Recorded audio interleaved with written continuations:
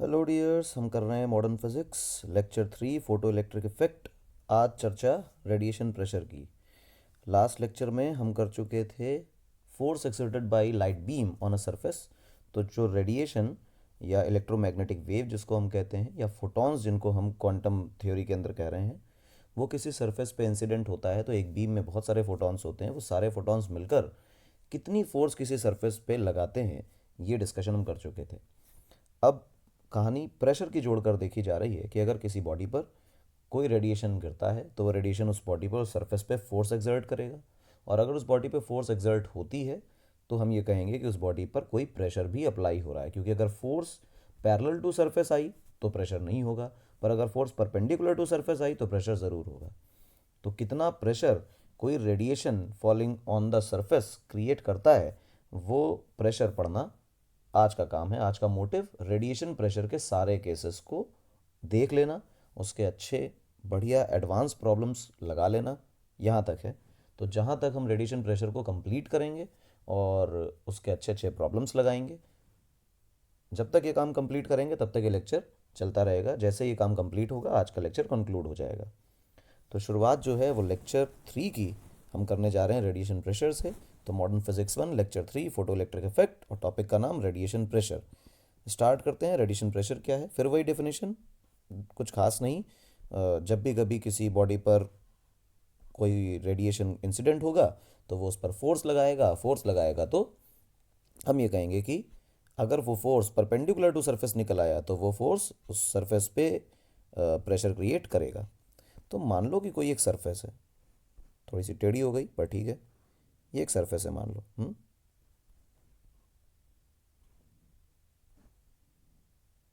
ये सीधे हो जाए बेटा। हाँ, ये मेरी सरफेस है। इस सरफेस पे हमारी कोई रेडिएशन गिर रहा था ऐसे। अब ये ऐसे कैसे गिर रहा है? तो सरफेस पे गिर ही नहीं रहा। तो देखो 3D तो उतना अच्छा नहीं बन सकता, पर ऐसा मान लो कि ये हॉरिजॉन्टल प्लेन में सरफेस रखी है, हॉरिजॉन्टल सरफेस है,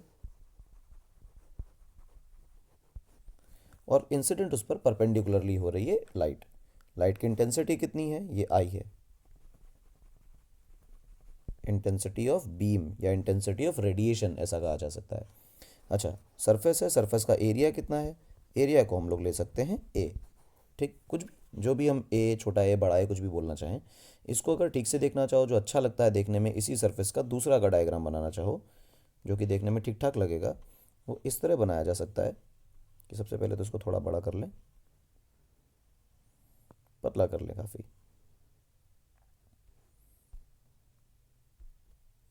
और उसके बाद इसमें कलर भर लें।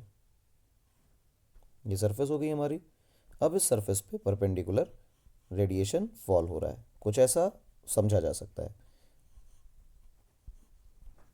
इस सरफेस का क्रॉस सेक्शन एरिया ए है, इंटेंसिटी ऑफ बीम जो है रेडिएशन की इंटेंसिटी वो आई है, ऐसा समझा जा सकता है।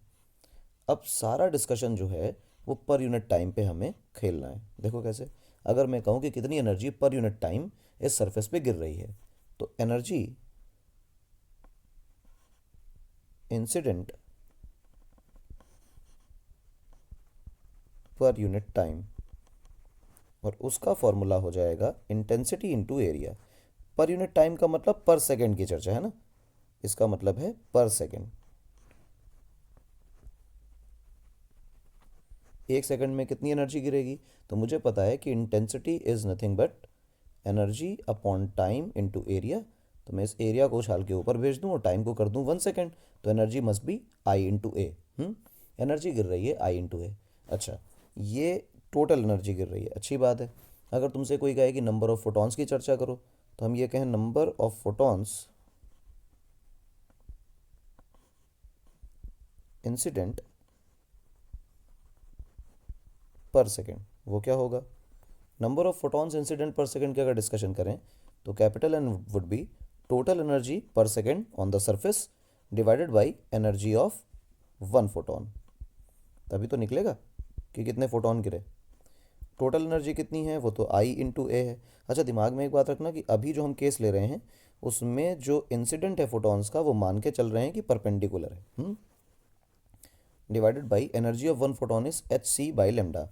तो जो एन की वैल्यू है वो I A into H C by lambda lambda आ गई। अब देखो एन की वैल्यू जो निकली, एन की वैल्यू हम निकाल चुके हैं I A lambda by H सी। अच्छा, गौर से देखो, सोचो ज़रा कि जो मेरा फोटोन गिर रहा है, अब फोटोन का गिरते वक्त ये सरफेस थी, यहाँ पे फोटोन गिर रहा था। इस फोटोन के साथ दो बातें हो सकती हैं कि फोटोन कंप्लीटली एब्जॉर्ब हो सकता है, ख़त्म हो गया फोटोन, या तो फोटोन जो है वो रिफ्लेक्ट हो जाएगा। Let us change the colour to show the reflection. ये रिफ्लेक्ट हो गया। और या तो ऐसा हो सकता है कि कुछ फोटोन एब्जॉर्ब हों और कुछ फोटोन रिफ्लेक्ट हो जाएं। तो यहाँ पे केसेस बन जाएंगे। केसेस बन जाएंगे का मतलब कि अगर सारे के सारे फोटोन एब्जॉर्ब हो रहे हैं, सारे रिफ्लेक्ट हो रहे हैं, या इनके बीच का कोई केस हो रहा है, तो तीन केसेस हमारे बन जाएंगे। तीन केसेस बनने का मतलब यहाँ से पहला केस जो है वो जन्म लेगा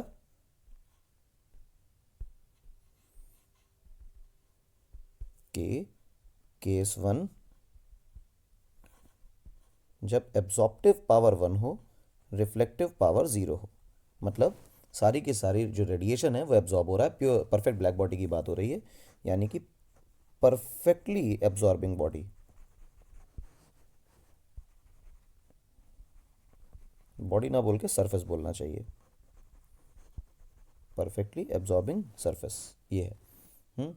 अगर ऐसा हो जाए तो ए बराबर 1 है, आर बराबर 0 है। ऐसे केस में क्या होगा, गौर से सोचो। तो देखो, ये मेरी सरफेस है और इस पे गिर रहे हैं फोटोन। परपेंडिकुलर इंसिडेंट है, दिमाग में एक बात रखना। इसके बाद जनरल किसी भी एंगल पर जो इंसिडेंट होगा उसका केस अलग पढ़ेंगे। तीन केस अभी बनेंगे, तीन केस बाद में पढ़ेंगे। ये इंसिडेंट है, सारे के सारे फोटॉन्स परपेंडिकुलरली फॉल कर रहे हैं। क्या फोटोन का इनिशियल मोमेंटम की चर्चा करो तो वो एच बाई लेमडा है, और क्या वो नीचे की तरफ है? बिल्कुल। बाद में क्या इस सरफेस पे मोमेंटम, ये जितने भी फोटॉन्स हैं वो एब्जॉर्ब हो गए। एब्जॉर्ब होने के बाद मतलब मोमेंटम ख़त्म हो गया, फोटॉन्स ख़त्म हो गए। ख़त्म होने का मतलब ये हुआ कि फाइनल मोमेंटम क्या हो गया, ज़ीरो। अगर फाइनल मोमेंटम ज़ीरो हो गया तो चेंज इन मोमेंटम कितना आएगा? वो आएगा zero minus H by lambda. अच्छा, zero minus H by lambda है तो कॉमन सेंस से आ गया है माइनस एच बाई लेमडा, या इसको ऐसा लिख लें कि एच बाई लेमडा है मगर ऊपर की तरफ। ये एक मोमेंटम, एक फोटोन के मोमेंटम में चेंज है, सबके मोमेंटम में चेंज नहीं है, क्योंकि एच बाई लेमडा तो एक फोटोन का मोमेंटम है।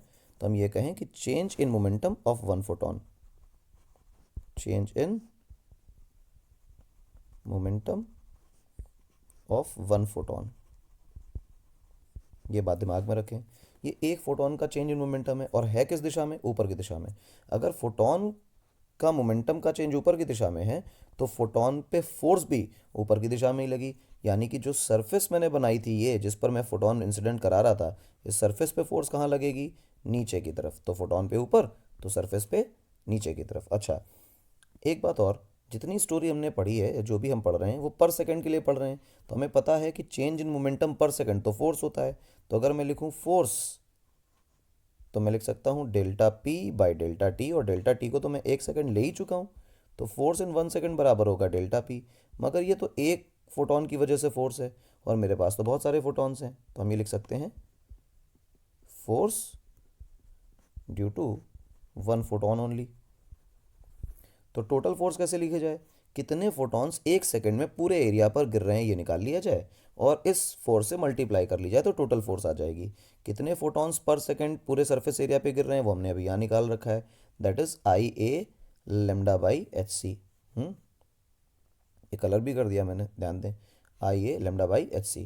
पेज चेंज करते हैं, अब लिखते हैं net force. Net force on the surface due to all photons incident on it। कितनियों की वजह से फोर्स लग रही थी, तो पर सेकंड फोर्स निकालनी है। तो पर सेकंड फोर्स जो है वो तो निकलेगी number of photons falling on the surface area पर unit time into delta P. Delta P is the momentum change of one photon. तो कॉमन सेंस है कि आई A lambda by H C, ये हमने निकाला है number of photons falling per unit time on the surface, और इसका multiply करा देना है अब एच बाई लेमडा से। ये आप कराएंगे तो आपका आंसर आ जाएगा फोर्स का। ये फोर्स का आंसर है।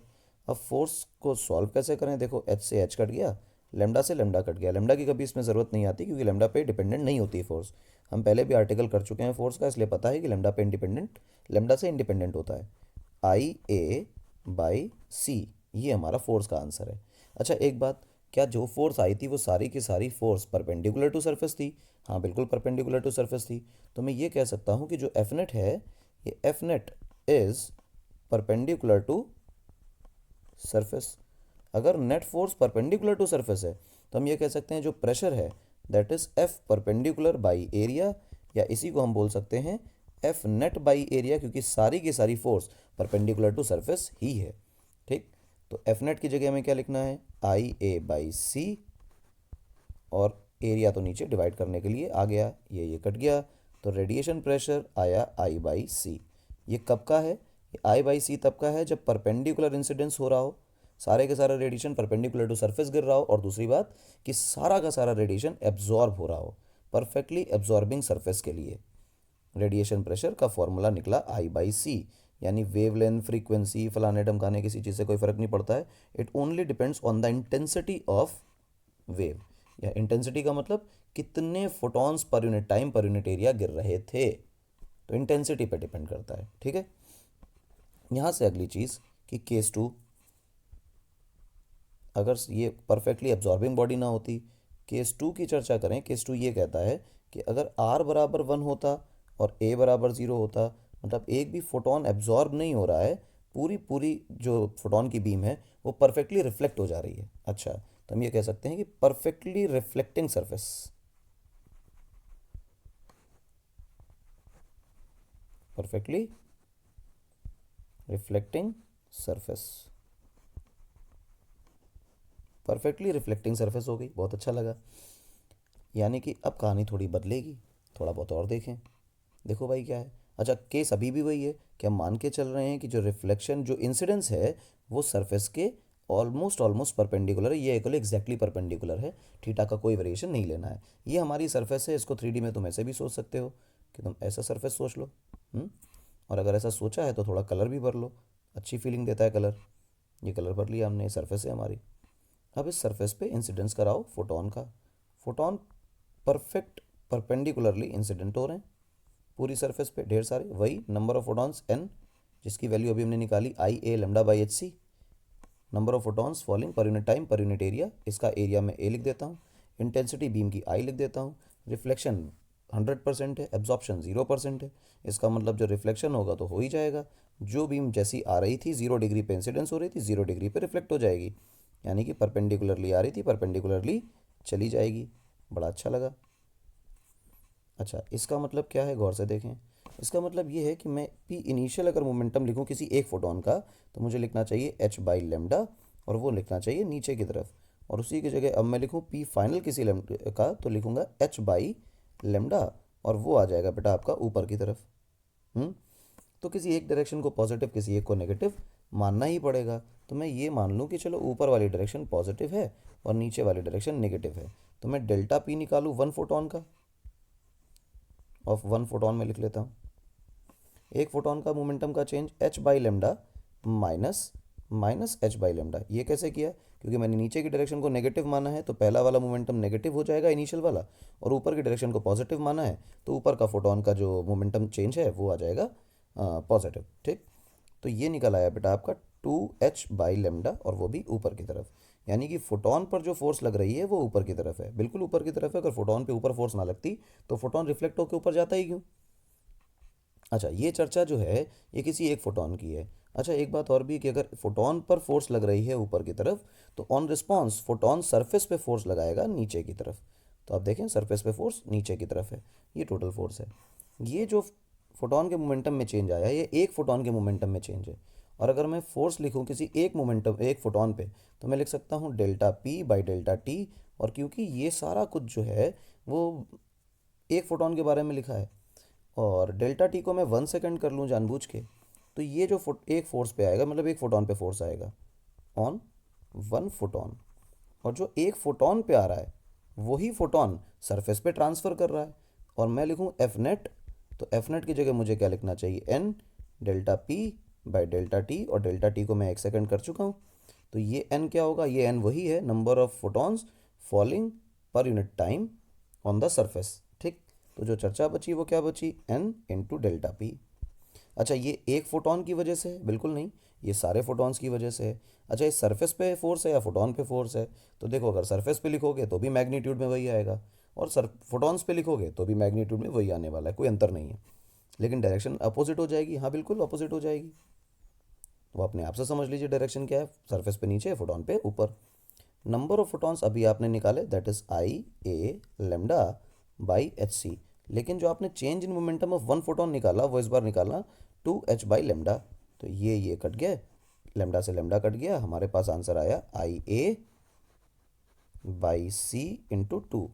और यहाँ पे तुमसे अगर पूछ लिया जाए एफ नेट कितनी होगी, तो एफ नेट आपके पास आंसर आ गया 2IA/C, independent of lambda and frequency, anything, कुछ भी, कोई फ़र्क नहीं पड़ता उससे।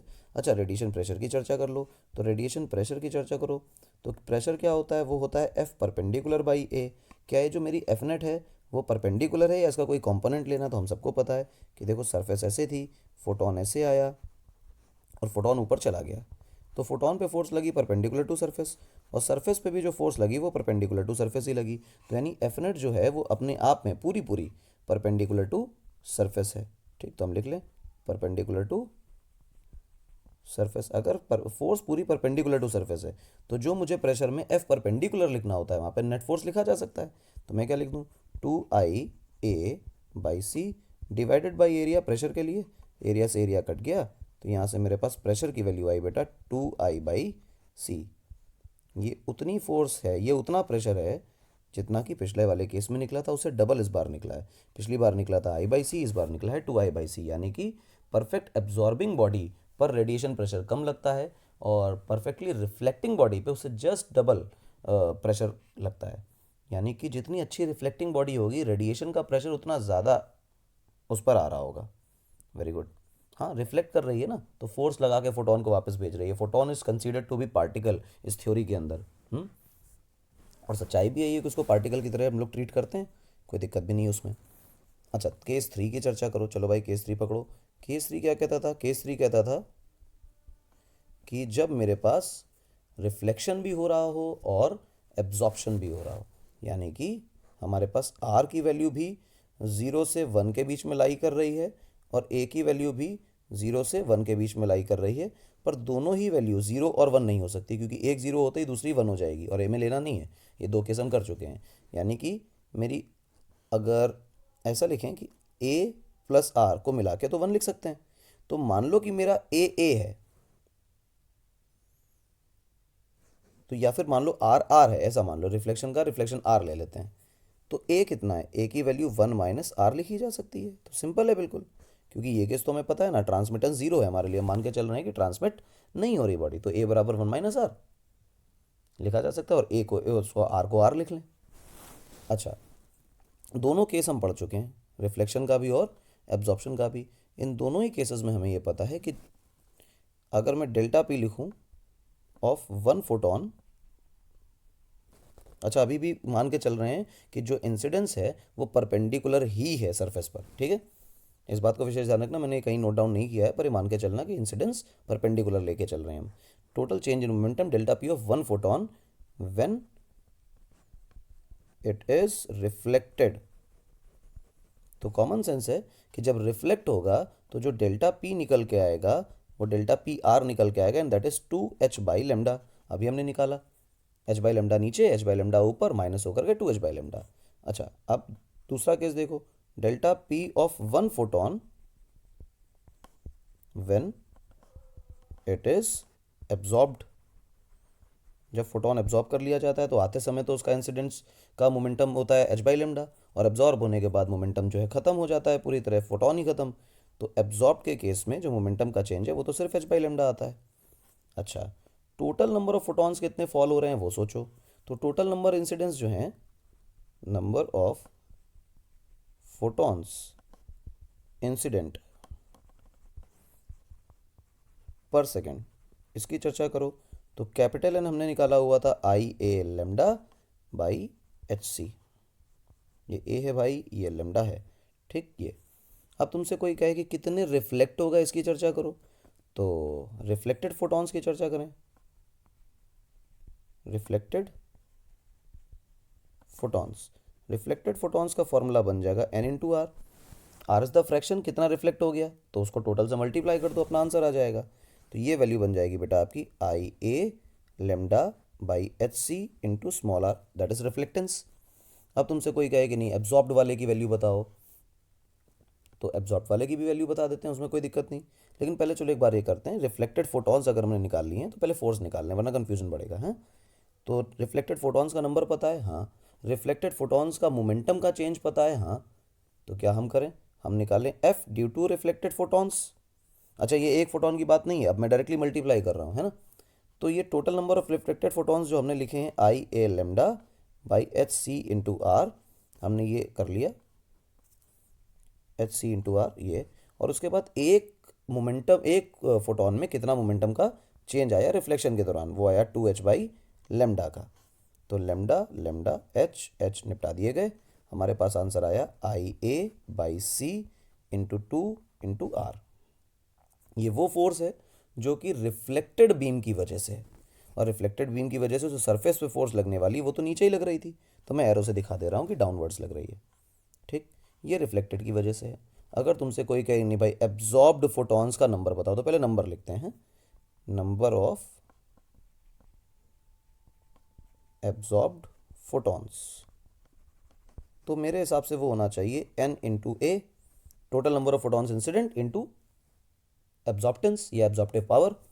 तो N into one minus R लिख सकते हैं, क्योंकि ए की वैल्यू तो वन माइनस आर थी। यानी कि ये जो वैल्यू बन गई एन एब्जॉर्ब्ड, ये बन गई एन। एन की जगह पूरी वैल्यू लिख देते हैं ना, तो अच्छा रहेगा। एन की जगह में वैल्यू लिखनी चाहिए I A lambda by H सी। अब ये वैल्यूज रट जानी चाहिए, फॉर्मूलाज रट जाने चाहिए। इंटू ए की जगह हम लिख लेना चाहिए वन माइनस आर, ये हो गया। और कोई तुमसे कहे कि नहीं change in momentum of one photon when it is absorbed, तो वो एच बाई लेमडा ही होता है। तो total force due to all the photons absorbed वो क्या होने वाली है, तो वो होने वाली है number of absorbed photons into H by lambda. ये एच बाई लेमडा क्या है, this is the change in momentum of one photon when the photon is absorbed, है ना। तो ये क्या लिखेंगे, I A lambda by H C into one minus R multiplied by H by lambda. H H कटा, lambda lambda कटा, तो F absorbed की वैल्यू आ जाएगी बेटा I A by C into one minus R. ये एब्जॉर्ब्ड फोर्स है, absorb photons की वजह से फोर्स है।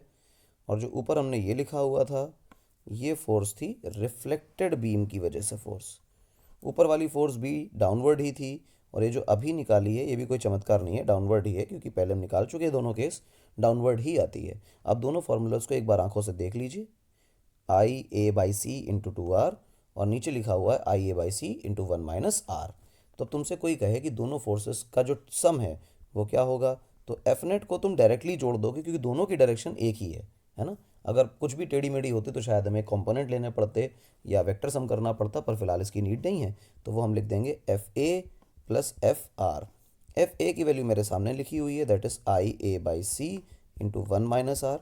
और एफ आर की वैल्यू हमारे सामने लिखी हुई थी I A by C into two into R. अगर नहीं याद है तो ऊपर एक मिनट नज़र मार लीजिए, I A by C into two R, ठीक है। ये लिख दिया हमने। अब इसको लिखने के बाद क्या करें, इसको लिखने के बाद बस सॉल्व करें। देखो I A by C common, one minus R plus two R. तुमको दिखाई दिया टू आर में से एक आर कट जाएगा, और एक आर जैसे ही माइनस होगा बचेगा आर, यानी बचेगा वन प्लस आर। तो मैं इधर कहीं लिख देता हूँ एफ नेट। तो एफ नेट का जो मेरा फॉर्मूला आएगा वो आएगा I A by C into one plus R. R आया है, ध्यान रखना, ए के टर्म में आंसर नहीं है। जैसे ही तुम ए के टर्म में आंसर लिखोगे कहानी बदल जाएगी, फॉर्मूला थोड़ा सा चेंज हो जाएगा, है ना। आर की जगह क्या डालोगे, वन माइनस ए। ठीक, ये फॉर्मूला आपका बन गया।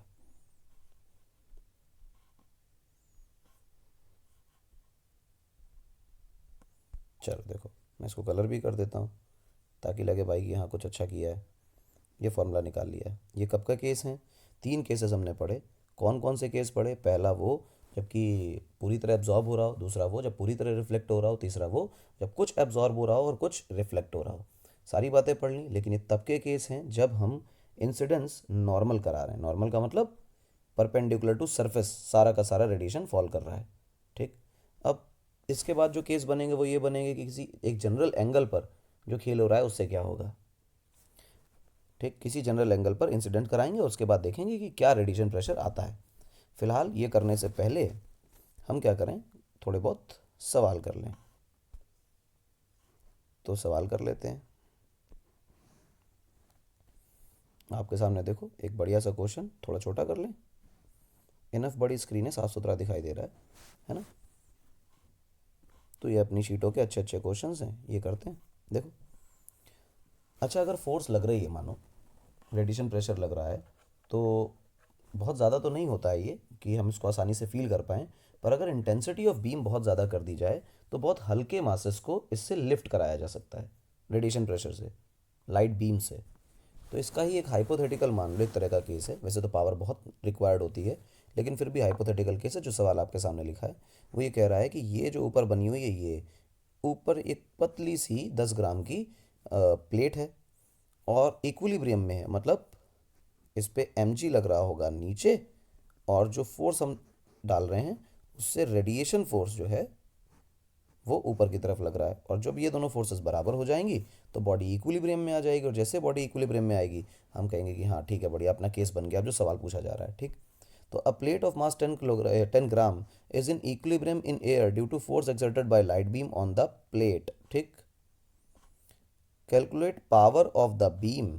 अच्छा, कितनी पावर से, अच्छा 10 ग्राम है, मतलब 10 ग्राम की किसी प्लेट को वैक्यूम के अंदर, दिमाग में एक बात रखना कि अगर एयर नहीं बोला जाए और ये ना बोला जाए कि बायंसी कंसीडर करनी है, तो उसका मतलब ये होता है कि हमें बायंसी को पूरी तरह इग्नोर करना है। बायंसी ऐसा कुछ केस नहीं है।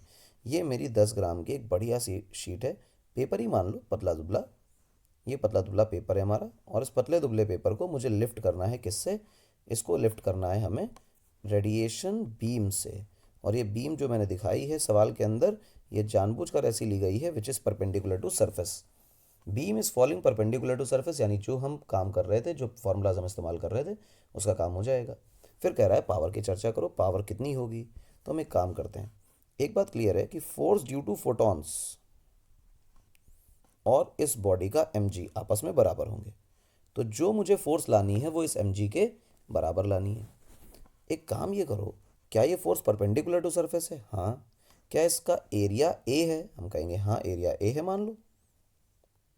और एक बात देखो, plate is perfectly absorbing. Absorbing body आते ही मुझे जो रेडिएशन प्रेशर है वो दिमाग में आता है। जैसे ही रेडिएशन प्रेशर दिमाग में आएगा तो वो आएगा बेटा I/C, परफेक्टली एब्जॉर्बिंग के लिए।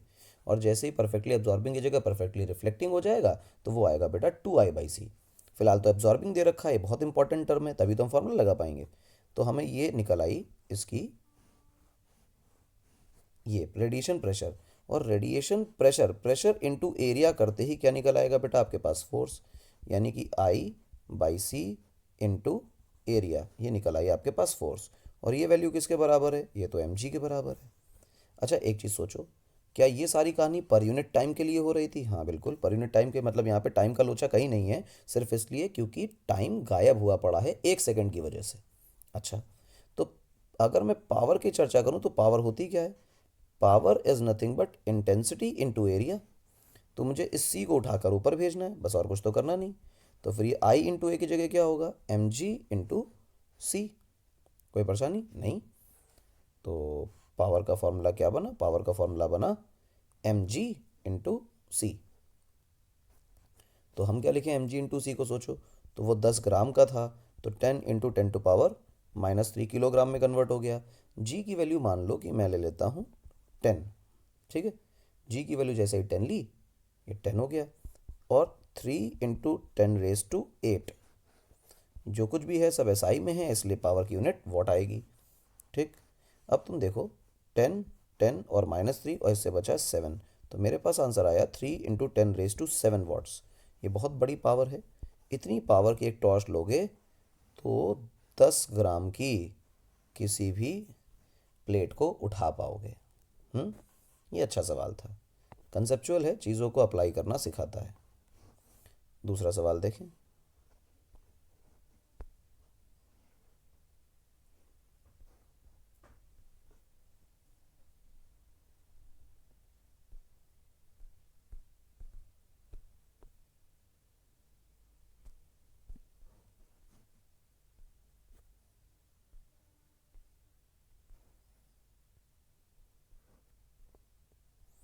मैं यहाँ पे पहले इसको सजा देता हूँ, उसके बाद काम करता हूँ आगे।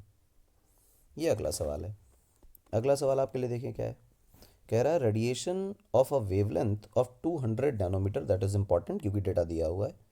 ठीक। और अगर कभी ऐसा हो कि सोचो फोर्स में कहीं लैम्डा की ज़रूरत पड़ती थी तो नहीं पड़ती थी, तो कोई नीड ही नहीं पड़ेगी, चलो जाने दो। अगर ज़रूरत पड़ेगी देखेंगे, नहीं पड़ेगी तो जाने देंगे। The radiation of wavelength 200 nanometre is propagating in form of a parallel surface. Parallel surface का मतलब क्या है कि वो कुछ ऐसी बीम चाह रही है, ठीक, इस तरह से, ठीक है, और ऐसा कुछ बन रहा है, ठीक। The intensity of beam is 5 milliwatt and its cross sectional area is 1 millimeter squared. Find the pressure exerted by radiation on the metallic surface if the radiation is completely reflected. तो बताना क्या है, बताना हमें है प्रेशर एग्जर्टेड। तो perfectly reflection बोल दिया है। अगर परफेक्ट रिफ्लेक्शन बोल दिया है तो तुरंत दिमाग में एक बात आनी चाहिए, वो ये कि pressure is nothing but 2I/c। अब c तो कांस्टेंट है, 2 भी कांस्टेंट है, अगर मैं I निकाल पाया तो काम हो जाएगा। I कैसे निकलेगा, इंटेंसिटी कैसे निकलेगी, मेन कहानी इंटेंसिटी की है। अब इंटेंसिटी क्या होती है, intensity is energy per unit time per unit area. तो इसका मतलब ये है कि मुझे एनर्जी निकालनी पड़ेगी। अच्छा, कैसे निकलेगी एनर्जी, सोचो एनर्जी कैसे निकलेगी। इंटेंसिटी का फॉर्मूला सोचो। इंटेंसिटी का फॉर्मूला होता है power into area upon time. मैं अगर पर यूनिट टाइम की बात करने लग जाऊं तभी तो मैं प्रेशर वाले फॉर्मूला में चीज़ों को पुट कर पाऊंगा, क्योंकि अगर प्रेशर के फॉर्मूला में नंबर ऑफ फोटॉन्स इंसिडेंट पर यूनिट टाइम निकाला था, फोर्स जो लिखी थी वो मोमेंटम का चेंज पर यूनिट टाइम लिखी थी, तो यानी कि अगर इस टी को मैं 1 सेकेंड कन्वर्ट कर दूं तो intensity becomes power into area. ठीक, ध्यान रखें, intensity is power into area for 1 seconds. तो मैं लिख देता हूँ 2 into power into area upon C. Area दे रखा है, पावर दे रखी है, लेमडा की तो ज़रूरत ही नहीं पड़ी, पड़ती ही नहीं है। 2 लिखा, पावर की वैल्यू क्या लिखेंगे, 5 milliwatt 10⁻³ area 1 millimetre square, 1 × 10⁻⁻6 metre square. ठीक, डिवाइडेड बाई सी 3 × 10⁻8 मीटर पर सेकेंड। अब इसको आप सॉल्व कर लीजिए, जो भी वैल्यू आएगी आएगी आपके लिए काम करेगी, जो भी बनी, what ever be the value. मैं इसको सॉल्व नहीं करने जा रहा हूँ, आप सॉल्व करिए, आंसर निकालिए, जो भी निकलेगा न्यूटन पर मीटर स्क्वायर में आपका आंसर हो जाएगा।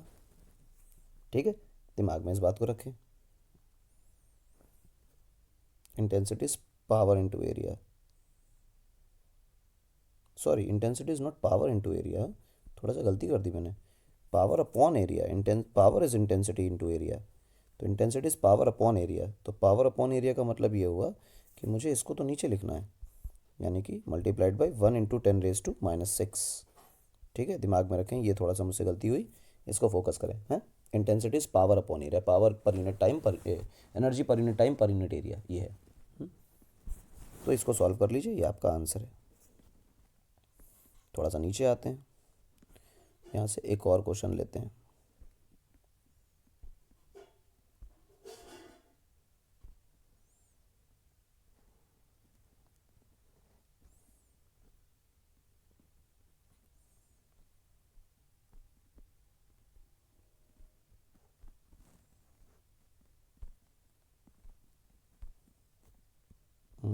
ये रहा,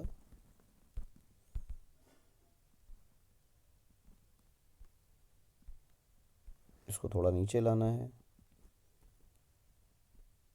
और नीचे कैसे लाया जाएगा, और नीचे यहाँ से आ जाएगा। ठीक,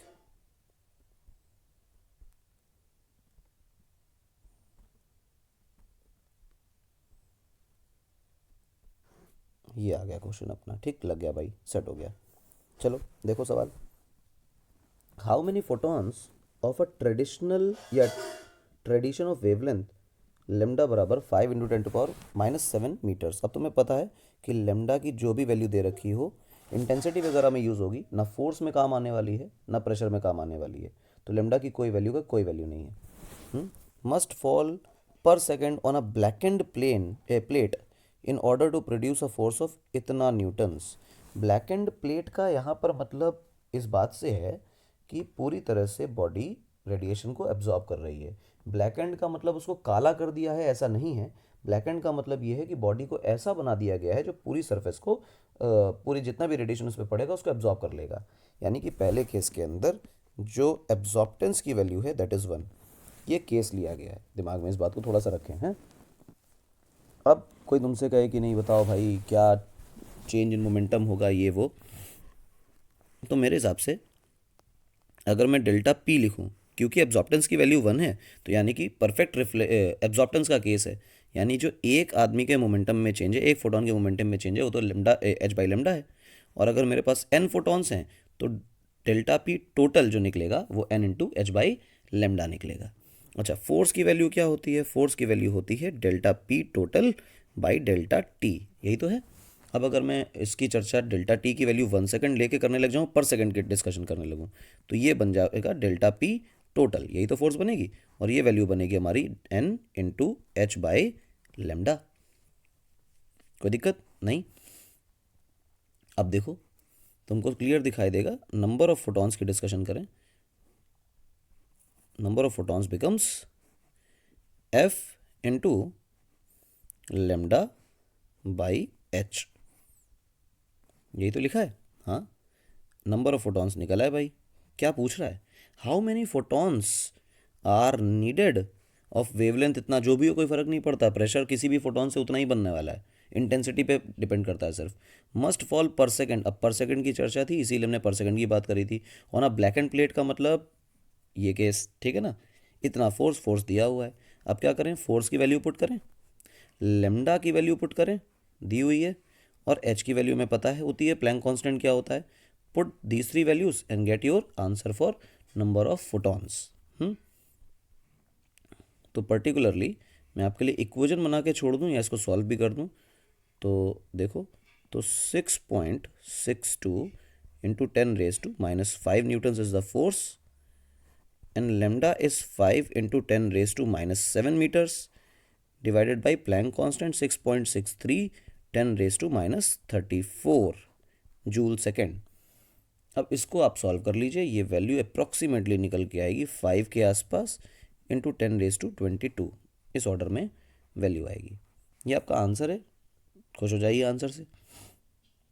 अब जो डिस्कशन है वो ये है सेकंड क्वेश्चन का, सेकंड पार्ट का। क्या पूछ रहा है? At what rate will the temperature of the plate rise if its mass is 19.86 kilogram and specific heat capacity is equal to this much. अब क्या है, किस रेट से टेम्परेचर बढ़ेगा? रेट से टेम्परेचर बढ़ेगा पूछ रहा है, ये नहीं पूछ रहा है कितना टेम्परेचर बढ़ेगा। Rate of increase of temperature, यानी कि पूछ रहा है D T by D T, rate of change in temperature. अच्छा, गौर से देखो, Q बराबर क्या होता है? वो होता है एम सी डेल्टा टी। अगर एम सी डेल्टा टी है तो एम सी डी टी लिख दो, तो ये डी क्यू बराबर एम सी डी टी हो गया। अब तुमसे कोई कहे कि डी क्यू क्या है? ये डी क्यू तो वो है सर जो डी ई है, यानी जितनी एनर्जी एब्जॉर्ब हो रही है। और अगर मैं यहाँ से टाइम का डिवाइड कर दूँ तो ये बनेगा बेटा आपका M C D T by D T. तो मेरे पास D T by D T की वैल्यू आ गई D E by D T into 1/mc। Mass तुमको उसने दे रखा है, सी स्पेसिफिक हीट कैपेसिटी दे रखी है, D E by D T क्या है? ये वो एनर्जी है जो पर यूनिट टाइम इंसिडेंट हो रही है। अब पर यूनिट टाइम इंसिडेंट कितनी हो रही है उसकी चर्चा करो, तो एक फोटोन की एनर्जी कितनी होती है? H C by lambda. कितने फोटॉन्स इंसिडेंट हो रहे हैं पर यूनिट टाइम? वो तो एन हो रहे हैं, अभी हमने निकाले भी 5 × 10⁻22। ये जो वो एनर्जी है जो पर यूनिट टाइम एब्जॉर्ब हो रही है, तो D E by D T की जगह फोटोन की एनर्जी तो लिखनी है जितने एब्जॉर्ब हो गए एक यूनिट टाइम में, तो बस वही चर्चा करनी है। मास दे रखा हुआ है, जो मास है वो दे रखा है, उसको आप यहाँ पुट करिए, सी को यहाँ पुट करिए, डी बाई डी टी की जगह आप लिखिए H C by lambda multiplied by N. बस आपके पास D T by D T यानी rate of change in temperature आ जाएगा। स्पेसिफिक कैपेसिटी का क्वेश्चन में आंसर दिया हुआ है, वीडियो पॉज करके देख लीजिएगा। मास भी दे रखा है, लेमडा दे रखी है, सी दे रखा है, एन हमने निकाल ही लिया था। पुट कर लीजिए, सॉल्व कर लीजिए, आंसर आ जाएगा। ठीक, डिग्री सेल्सियस पर सेकंड में या केल्विन पर सेकंड में कोई डेल्टा टी में कोई परिवर्तन नहीं आता है। केल्विन में लिखो ज़्यादा अच्छा है, क्योंकि सब कुछ एसआई में लेके चल रहे हो इसलिए। अच्छा, अब क्या करें? अब एक नया सवाल ले लेते हैं। चलो एक और सवाल लेते हैं, उसके बाद चर्चा करेंगे आगे।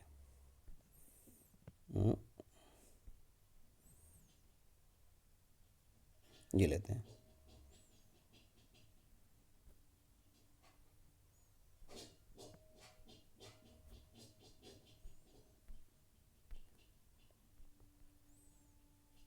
ये अपना सवाल थोड़ा सा बड़ा हो जाए, फिर बातें करेंगे इस सवाल पे। हाँ, हो गया। आओ देखो, कह रहा है कि a monochromatic beam of light 4900 angstrom, तो लेमडा दे रखा है, कोई दिक्कत नहीं है। Incident normally upon a surface produces a pressure of इतना, तो प्रेशर दे रखा है। पहली बात तो लेमडा दे रखा है, जहाँ भी ज़रूरत पड़ेगी इस्तेमाल करेंगे। दूसरी चीज़ जो इसने दे रखी है दैट इज़ प्रेशर, हमें पहले से ही रेडिएशन प्रेशर दे रखा है। अच्छा, assume 25% of light is incident is reflected, 25% reflect हो जाती है और बाकी सब एब्जॉर्ब हो जाती है, यानी 0.25 जो है वो ए की वैल्यू है, सॉरी रिफ्लेक्टेड 25% है, तो 0.25 इज आर। मैं कलर चेंज कर लूँ पहले, 0.25 is R and 0.75 is A, ये वैल्यू दे दी है। अच्छा, बहुत बढ़िया, अच्छा लगा। आगे क्या कह रहा है? Find the number of photons falling on a unit area of the surface, एक यूनिट एरिया पे कितना फोटॉन फॉल कर रहा है। सिंपल है, कुछ इसमें चमत्कार नहीं है। ऐसे समझा जा सकता है कि जो प्रेशर है टोटल, वो पी टोटल किस वजह से है? पी एब्जॉर्ब्ड की वजह से है और पी रिफ्लेक्टेड की वजह से है। पी एब्जॉर्ब्ड क्या होता है उसको सोचो, तो पी एब्जॉर्ब्ड का फॉर्मूला और पी रिफ्लेक्टेड का फॉर्मूला नॉर्मली इंसिडेंस के लिए, ध्यान रखना है, बहुत इंपॉर्टेंट है कि नॉर्मल इंसिडेंस के लिए हम निकाल चुके थे। जब कभी भी 100% एब्जॉर्प्शन या रिफ्लेक्शन ना हो रहा हो, तो जब इसके बीच का केस होता था तो हम ये फॉर्मूला निकाल चुके थे कि एब्जॉर्ब्ड बीम और रिफ्लेक्टेड बीम से क्या क्या होने वाला है। तो एक बात क्लियर थी कि शायद रिफ्लेक्टेड बीम और एब्जॉर्ब बीम की वजह से क्या क्या फोर्स होने वाली है। देखो, तो तुम शायद ऐसा लिखा करते थे कि जो टोटल स्टोरी है, वो टोटल जो प्रेशर बनता था वो बनता था आई बाई सी इंटू 1+r।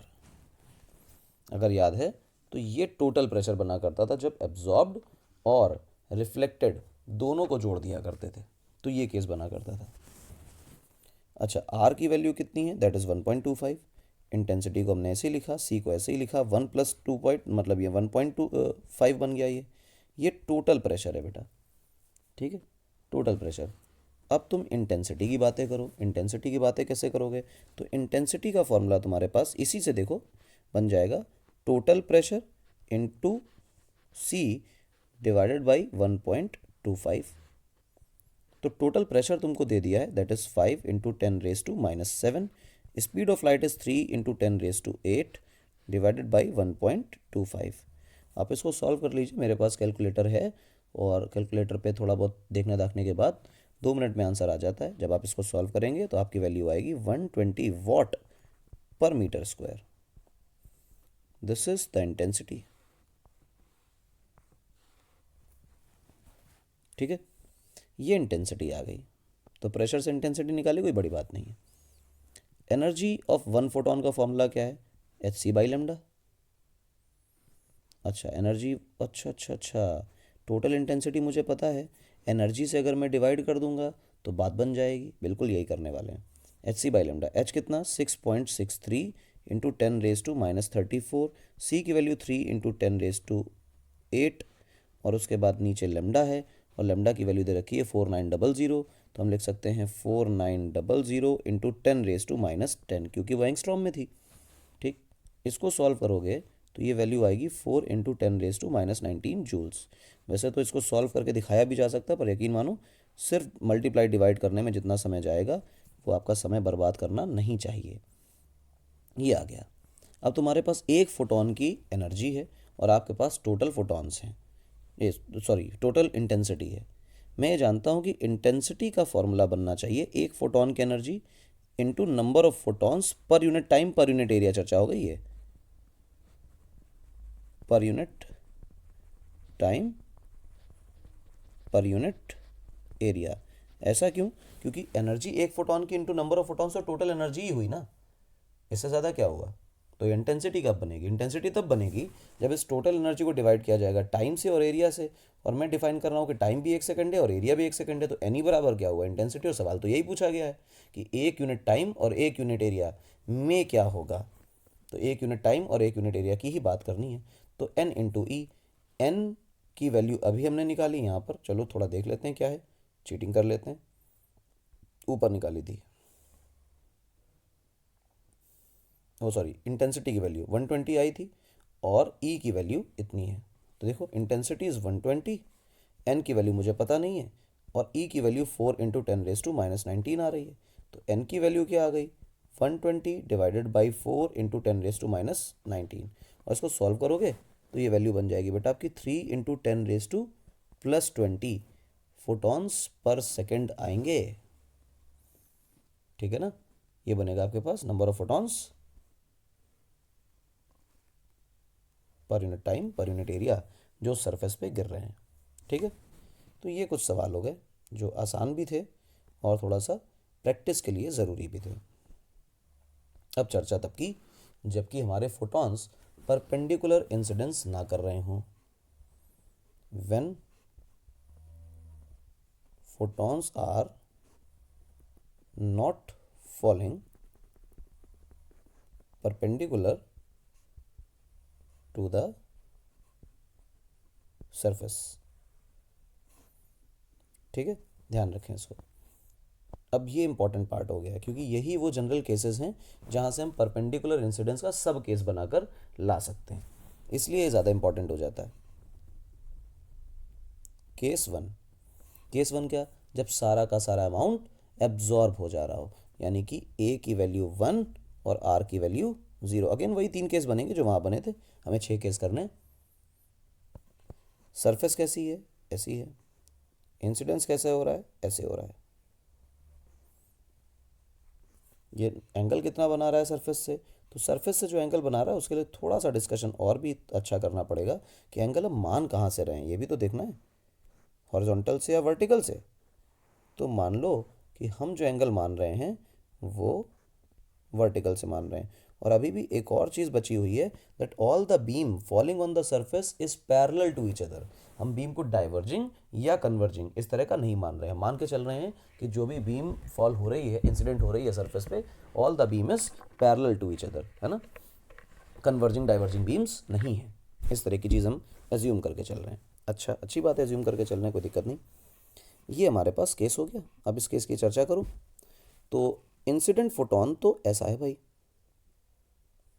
जो कि वर्टिकल के साथ कुछ थीटा बीटा एंगल बनाया करता है। तो हम वर्टिकल के साथ थीटा एंगल बनवा देते हैं इसका। इसका जो पी इनिशियल है वो तो एच बाई लेमडा है, और जो पी फाइनल है क्योंकि एब्जॉर्ब हो गया है तो वो तो ज़ीरो हो गया है। एब्जॉर्ब ज़ीरो का मतलब मैं डेल्टा पी निकालूं, डेल्टा पी तो वो एच बाई लेमडा ही आएगा। लेकिन जो डायरेक्शन मोमेंटम की थी वो डायरेक्शन थोड़ी आएगी, डायरेक्शन ख़त्म हो गई। तो final momentum minus initial momentum, final momentum zero, initial momentum में था, तो ये माइनस एच बाई लेमडा आएगा। या इसी को मैं लिख सकता हूँ कि वो एच बाई लेमडा आ रहा है लेकिन डायरेक्शन बदल गई है। डायरेक्शन कैसे बदली? जो नीचे की तरफ थी, चेंज इन मोमेंटम की ठीक ऊपर की तरफ होगी, थीटा एंगल वर्टिकल से अभी भी बन रहा है। कॉमन सेंस है, जो मोमेंटम आ रहा था ये मोमेंटम है मेरे फोटोन का, और आखिरी में ज़ीरो हो गया। ज़ीरो का मतलब ज़ीरो माइनस ये वेक्टर, और सबको पता है किसी भी वेक्टर से दूसरे वेक्टर को घटाना हो तो उल्टा करके जोड़ देते हैं। उल्टा करके जोड़ने का मतलब कि जो चेंज इन मोमेंटम है वो ऐसा आएगा, ठीक, बीम के ऑपोजिट डायरेक्शन में। अच्छा, बहुत बढ़िया। तो ये तो निकाल लिया, अच्छी बात है, सिंपल है। अब कोई कहे कि इंटेंसिटी कैसे निकालोगे, पावर कैसे निकालोगे, ये बताओ। तो एक बात समझना, जब भी इंटेंसिटी वर्ड इस्तेमाल करते हैं तो इंटेंसिटी का मतलब होता है पावर अपॉन एरिया, और एरिया में स्पेसिफिकेशन ये है कि एरिया परपेंडिकुलर टू बीम। इसी को हम बोलते हैं प्रोजेक्शन का एरिया। मतलब जितनी सरफेस पे हमारे पास रेडिएशन गिर रहा है, हमें उस एरिया से कतई मतलब नहीं होता। मतलब ये कि अगर मेरे पास ये एरिया वो है जहाँ पे रेडिएशन गिर रहा है, जिसको मैं ग्रीनिश कर रहा हूँ, इससे कोई फ़र्क नहीं पड़ता है। मुझे एरिया इंटेंसिटी के अंदर कौन सा लिखना होता है, मुझे एरिया इंटेंसिटी के अंदर लिखना होता है अगर मैं बीम के प्रोपगेशन के परपेंडिकुलर एक एरिया बनाऊं, जितने एरिया में बीम होगी, दैट इज़ माई एरिया, ये मेरा एरिया है। तो अगर मैं इस सरफेस का एरिया लिखूं ए, समझना इस बात को, अगर मैं सरफेस का एरिया लिखूं ए, तो जो ये एरिया आने वाला है ना, ये जिसको मैं एरिया बोल रहा हूं, तो ये बन जाएगा बेटा आपका ए कॉस थीटा। और जो थीटा मैंने लिया है इस हिसाब से, दिमाग में रखना इस बात को। तो जो मेरी इंटेंसिटी है वो इंटेंसिटी का फॉर्मूला बदल जाएगा। इंटेंसिटी का फॉर्मूला पी बाई ए की जगह लिखा जाएगा P by A cos theta. इस बात को दिमाग में रखना कि इंटेंसिटी का मतलब ये होता है कि बीम जो आ रही है, बीम के प्रोपगेशन के परपेंडिकुलर जो एरिया होगा, बीम का एरिया, बीम का क्रॉस सेक्शनल एरिया, कितनी सरफेस पे लाइट पड़ रही है इससे कोई फर्क नहीं पड़ता है। बीम का cross sectional area is the area which is used in intensity. अच्छा, बहुत बढ़िया। यहाँ से पावर का क्या फॉर्मूला निकल आया? मैं पावर को स्मॉल पी से लिखता हूँ, है ना, वरना प्रेशर को भी लिखना पड़ेगा तो दिक्कत होगी। स्मॉल पी से लिखता हूँ, तो पावर की जगह मैं लिख सकता हूँ आई into A into cos theta. ठीक है, ये लिख लिया। अब कोई कहे कि अच्छा ये तो चर्चा हो गई भाई पावर की, फिर तुमसे कोई कहे कि कितना टोटल नंबर ऑफ फोटॉन्स गिर रहे थे, तो number of photons per unit time, number of photons falling पर सेकेंड, मैं इसकी चर्चा करूं पर सेकेंड। इसको एन को क्या लिख सकता हूं?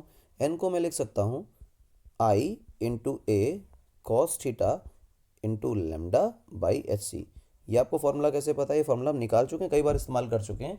फॉर्मूले का इस्तेमाल करते थे आई A lambda by H C, और इस बार मेरा ए नहीं है, ए कॉस थीटा है, इसलिए उसकी जगह पर ए कॉस थीटा का आराम से इस्तेमाल किया है। तो कोई डरने वाली बात नहीं है, बिल्कुल उतना ही कॉमन है जितना हम लोग लेके चल रहे हैं। ठीक। अच्छा, एक बात और कि एक फोटोन के मोमेंटम का चेंज एच बाई लेमडा है, तो बाकी सबके मोमेंटम का चेंज कितना होगा? एच बाई लेमडा होगा। तो टोटल चेंज इन मोमेंटम कितना होगा? तो मैं कह दूं total change in momentum, momentum लिखना था, momentum of all photons, all की जगह मुझे लिखना चाहिए एन फोटॉन्स, जितने इंसिडेंट हुए इन फोटॉन्स का कितना होगा? तो मैं लिख देता हूँ जो टोटल चेंज इन मोमेंटम है P total, that is number of photons into एक का change H by lambda, and that is I A cos theta into lambda by H C multiplied by H by lambda. Lambda lambda H H चले गए, तो delta P total निकल के आया तुम्हारे पास आई ए cos theta by सी। ये total momentum का change है सारे फोटॉन्स का। पर एक बात, क्या ये मोमेंटम का चेंज फोर्स होगी? हाँ, बिल्कुल फोर्स होगी। तो मैं लिखता हूँ एफ नेट, एफ नेट, तो वो delta P T by delta T है। अब ये सारी कहानी जो है इन 1 सेकेंड ही तो लिखी गई है, क्योंकि जितने फोटॉन्स गिरे थे वो 1 सेकंड में गिरे थे, तो जो मोमेंटम का चेंज है वो 1 सेकंड में है। यानी कि जो टाइम है यहाँ पे पहले से डिफाइंड है कि भाई हम 1 सेकंड की चर्चा लेके चल रहे हैं। अगर ये सारी कहानी 1 सेकंड की है तो इसका मतलब है डेल्टा पी टोटल हो गया, यानी कि जो मेरी नेट फोर्स आ गई वो I into A into cos theta divided by C आ गई। अब चर्चा आती है कि भाई प्रेशर लिखो, तो क्या प्रेशर फोर्स अपॉन एरिया होता है? हाँ। तो क्या एरिया डायरेक्ट डिवाइड कर देना चाहिए? नहीं, बिल्कुल भी नहीं। उसका कारण क्या है? ये टोटल फोर्स है। प्रेशर लिखा जाता है वो वाला फोर्स का component which is perpendicular to surface. क्या ये सारी फोर्स परपेंडिकुलर आ रही है? बिल्कुल नहीं। गौर से देखें, सरफेस दोबारा बनाई जाए, और फोर्स दोबारा लिखी जाए। ये सरफेस थी, फोटॉन्स ऐसे इंसिडेंट हो रहे थे और जो वो एंगल बना रहे थे वो तो थीटा बना रहे थे। तो इनिशियल मोमेंटम इस डायरेक्शन में था और फाइनल मोमेंटम ज़ीरो था। तो फाइनल मोमेंटम ज़ीरो है तो फोटॉन के मोमेंटम में कितना चेंज आया? फोटॉन के मोमेंटम का चेंज तो इस डायरेक्शन में आएगा और वो ऐसा थीटा बनाएगा। तो सरफेस पे फोर्स किधर लगेगी? वो पीछे लगेगी, जो मोमेंटम की डायरेक्शन थी शुरुआत की।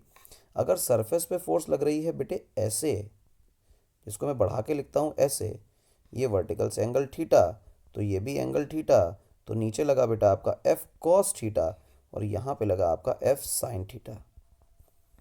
ठीक है ना? F cos theta will create the pressure, F sine theta will not create the pressure.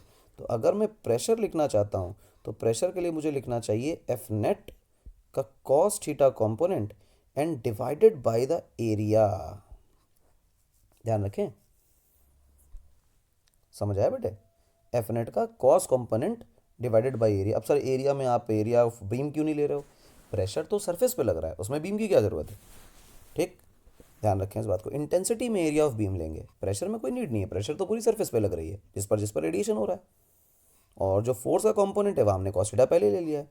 तो आप देखो क्या बनने वाला है, एफ नेट की जगह I into A divided by C into cos theta, तो बन जाएगा बेटा आपका cos square theta divided by A. तो आप यहाँ से देखो ए और ए कट जाएंगे, तो जो मेरे पास प्रेशर का फॉर्मूला बनेगा वो बनेगा I by C into cos square theta. तो मैं पेज चेंज करता हूँ और फॉर्मूला लिखता हूँ प्रेशर का फॉर्मूला बनेगा I by C into cos square theta, जहाँ पे थीटा वर्टिकल से लिया गया था। बहुत इंपॉर्टेंट टर्म है कि थीटा वर्टिकल से लिया गया है। फॉर्मूला इंपॉर्टेंट है, अच्छा है, प्यारा है, तो कलर हो जाना चाहिए। ठीक, दिमाग में रखें जो फॉर्मूला बोले जा रहे हैं those must be very much clear and also वो आपको याद भी हो। जितनी जल्दी हो उतना बेहतर। ये हो गया भाई। अब केस 2 की चर्चा कर ली जाए। हाँ, केस 2 ब्रिंग्स यू कि R बराबर 1 है और A बराबर 0 है, यानी कंप्लीट रिफ्लेक्शन हो रहा है और बिल्कुल भी एब्जॉर्प्शन नहीं हो रहा है। ये केस थोड़ा डिफिकल्ट होता है, बच्चा इसमें ध्यान नहीं देता है रिफ्लेक्शन के केस में, क्योंकि ऑब्लिक इंसिडेंस का थोड़ा सा प्रॉब्लम है। करके देखते हैं क्या प्रॉब्लम है। कंप्लीट रिफ्लेक्शन यानी कि एक सरफेस ऐसी बनाई जाए, ठीक है, यहाँ पर एक फोटोन की बीम को इंसिडेंट कराया जाए। फोटोन की बीम इंसिडेंट होते ही मैं यहाँ पर नॉर्मल क्रिएट करता हूँ, इस एंगल को मैं थीटा बोलता हूँ। तो क्या जो बीम रिफ्लेक्ट होने वाली है वो भी थीटा से ही रिफ्लेक्ट हो जाएगी? आई बराबर आर वाला रूल लगा लीजिए, क्योंकि लाइट में रिफ्लेक्शन का रूल फॉलो होता है, तो इसको आप थीटा बोल दीजिए। अच्छा, गौर से देखो, अब मेरा जो फोटोन आ रहा है उसका एच बाई लेमडा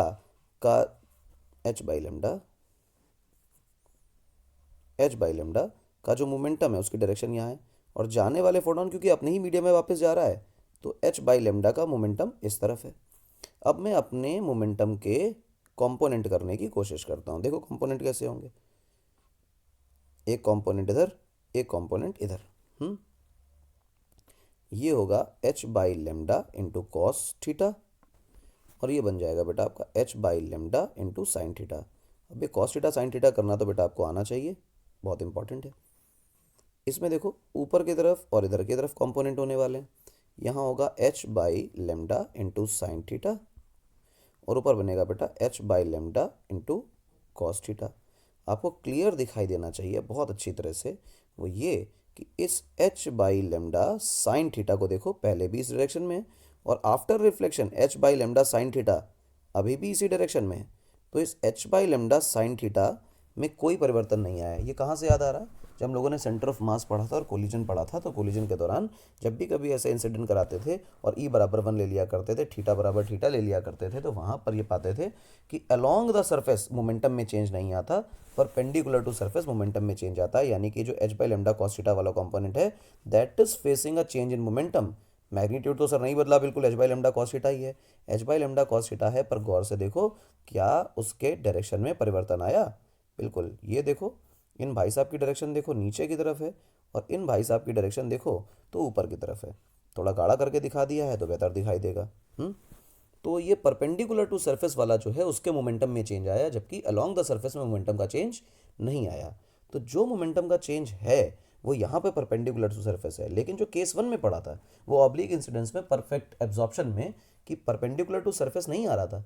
यहाँ पे भले ही रिफ्लेक्शन हो रहा है, लेकिन जो मोमेंटम का चेंज है ऑब्लिक इंसिडेंस होने के बाद भी is always perpendicular to surface. तो जो फोर्स आएगी वो डायरेक्टली परपेंडिकुलर टू सरफेस ही आएगी। यहीं पर थोड़ा सा लोचा हो जाता है बच्चा, उसमें कॉस कंपोनेंट साइन कंपोनेंट ढूंढने लगता है। फिलहाल अपने को उससे मतलब नहीं, काम की बातें करते हैं।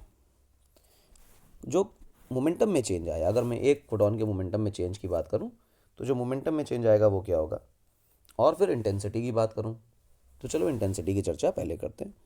इंटेंसिटी की चर्चा करो, इंटेंसिटी क्या होगी, इंटेंसिटी होगी आई, इंटेंसिटी नहीं sorry, number of photons per unit time. मैं इसको इधर लिखता हूँ, नंबर ऑफ फोटॉन्स फॉलिंग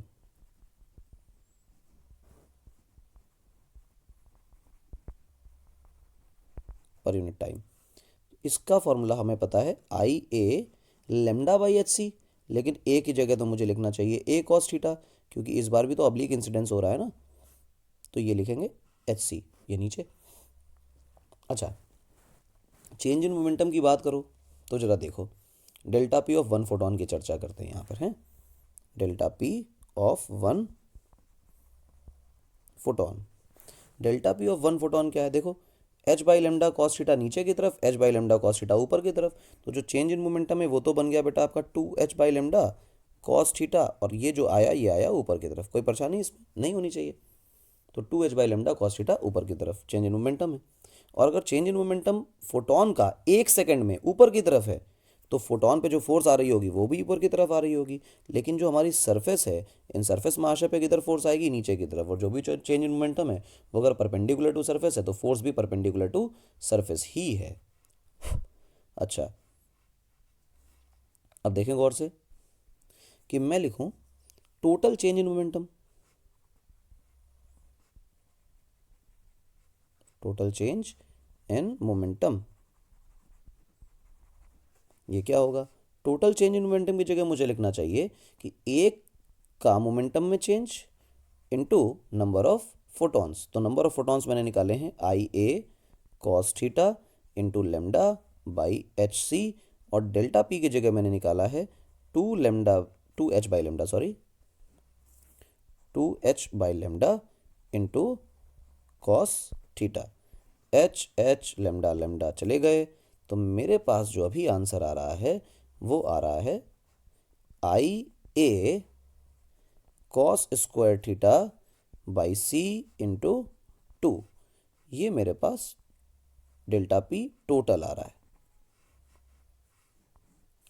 और अब देखो गौर से, जो तुमने एन डाला है नंबर ऑफ फोटॉन्स, ये तो फॉर 1 सेकेंड डाला है। अगर ये फॉर 1 सेकेंड है तो डेल्टा पी टोटल है, ये भी तो फॉर 1 सेकेंड ही है। और 1 सेकेंड में चेंज इन मोमेंटम को ही तो हम फोर्स बोलते हैं। तो जो फोर्स आ रही है नेट, वो नेट फोर्स कैसी आ रही है, डेल्टा पी टोटल के बराबर, यानी कि आ रही है I into A by C into cos square theta into 2। और अब जो डिस्कशन है वो क्या है, वो ये पूछा जा रहा है कि भाई बताइए कि प्रेशर क्या होगा। तो प्रेशर आप कहेंगे कि एफ का perpendicular component upon surface of the surface, हाँ एरिया ऑफ द सरफेस। अच्छा, एरिया ऑफ द सरफेस तो एरिया ही लेना है भाई, जो सरफेस का बीम से अब कोई मतलब नहीं रह गया है। लेकिन एफ परपेंडिकुलर का क्या करें, क्या हमें एफ परपेंडिकुलर ढूंढना पड़ेगा, तो जवाब है बिल्कुल नहीं। क्या यहाँ एफ परपेंडिकुलर की नीड है, बिल्कुल नहीं, क्योंकि जो भी फोर्स लग रही है रिफ्लेक्शन के केस में वो हमेशा परपेंडिकुलर टू सरफेस ही आ रही थी। अलॉन्ग द सरफेस वाले में तो मोमेंटम का चेंज रिफ्लेक्शन में आता ही नहीं, यानी कि डायरेक्टली ये एफ नेट और एफ परपेंडिकुलर एक ही बातें हैं। मुझे लिख लेना चाहिए I A cos square theta into 2 by c divided by a से ए कट जाएगा, तो जो मेरा रेडिएशन प्रेशर की वैल्यू आएगी that would be I by C into 2 into cos square theta. तो वैसा ही रिलेशन हो गया बिल्कुल। आप थीटा को 0 कर लीजिए तो कॉस स्क्वायर थीटा 1 हो जाएगा। तो रिफ्लेक्शन के केस में रेडिएशन प्रेशर जो है वो नॉर्मल इंसिडेंस के केस में 2I/c और एब्जॉर्प्शन के केस में I/c बन जाएगा। तो ये जनरल फॉर्मूला है जो आपको आना चाहिए, ये किसी भी केस में बन जाता है। ठीक है, तो ये काम अपना आज हमारा हो गया। इतने काम के बाद एक जो टॉपिक बचा है वो ये बचा है केस 3, जिसको आज का लेक्चर क्योंकि थोड़ा सा लंबा हो गया, 1 घंटे का हो चुका है, तो मैं उसको दूसरे लेक्चर में कंक्लूड करूँगा। वो ये है कि केस थ्री, वो केस थ्री क्या है समझो। केस थ्री ये है कि जबकि ए की वैल्यू 0 और 1 के बीच में हो और आर की वैल्यू भी 0 और 1 के बीच में हो, मतलब साइमल्टेनियसली रिफ्लेक्शन और रिफ्रैक्शन दोनों हो रहा हो, और साथ में जो एंगल ऑफ इंसिडेंस हो वो 0 ना हो, यानी परपेंडिकुलर इंसिडेंस ना हो।